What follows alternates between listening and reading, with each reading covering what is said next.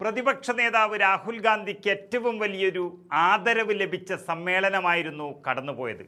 കാരണം ഈ രാജ്യം കാക്കേണ്ടുന്ന പ്രധാനമന്ത്രിയും ആഭ്യന്തരമന്ത്രിയും ഒളിവിൽ നിൽക്കുകയും രാജ്യത്തിൻ്റെ പ്രതിപക്ഷ നേതാവ് മാത്രം ജനങ്ങളുടെ മുന്നിൽ നിന്ന് ആവശ്യങ്ങൾക്കായി പോരാടുകയും ചെയ്ത ഒരു സമ്മേളനമായിരുന്നു കടന്നുപോയത്.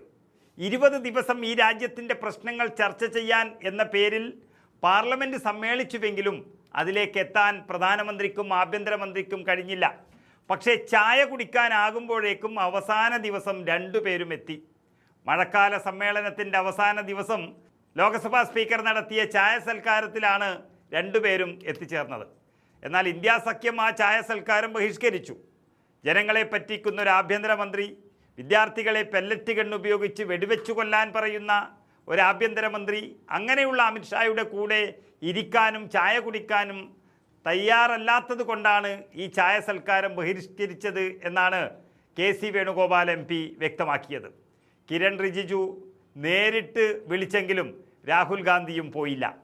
ഇതുവരെ ഒളിച്ചു നിന്ന പ്രധാനമന്ത്രി നരേന്ദ്രമോദിയും ആഭ്യന്തരമന്ത്രി അമിത്ഷായും ഈ സെഷനിലെ അവസാന ദിനം ലോകസഭയിലെത്തുകയും പാർലമെൻറ്റിൽ വന്ദേമാതരം പൂർണ്ണമായി ആലപിക്കുകയും ചെയ്തു. അവിടെ നിന്ന് സ്ഥലം വിട്ടു.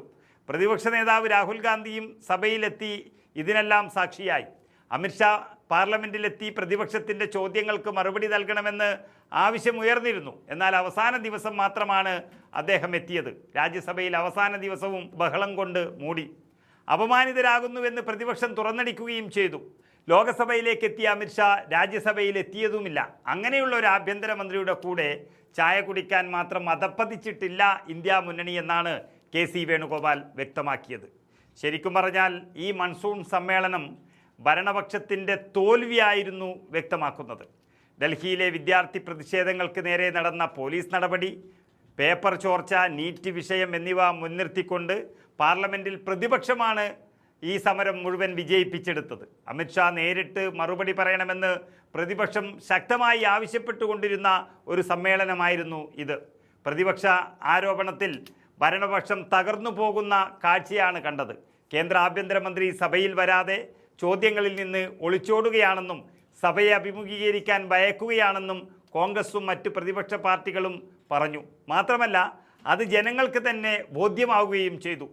അമിത്ഷായുടെ ഒരു വിശദീകരണവും പാർലമെൻറ്റ് ഏറ്റെടുത്തിട്ടില്ല എന്ന് മാത്രമല്ല, അമിത്ഷായെ എത്രയും പെട്ടെന്ന് എത്തിക്കണമെന്നാണ് ഉപരാഷ്ട്രപതി തന്നെ അന്ത്യശാസനം നൽകിയത്.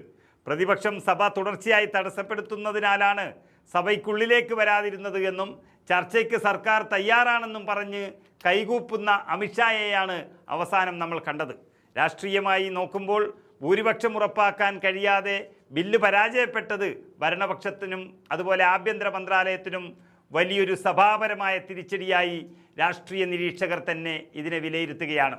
ഏതായാലും ജനങ്ങൾ തെരഞ്ഞെടുത്ത് സഭയിലേക്ക് പറഞ്ഞയച്ചവരെ മുഴുവൻ പറ്റിച്ചുകൊണ്ട് അവസാനം വെറും ചായ സൽക്കാരം നടത്തുന്നവരെ പ്രതിപക്ഷം അടിച്ച് ഭിത്തിയിൽ ഒട്ടിച്ചെന്നൊക്കെ പറയുന്ന ഒരു ദിവസം കൂടിയായിരുന്നു ഇന്ന് കടന്നുപോയത്.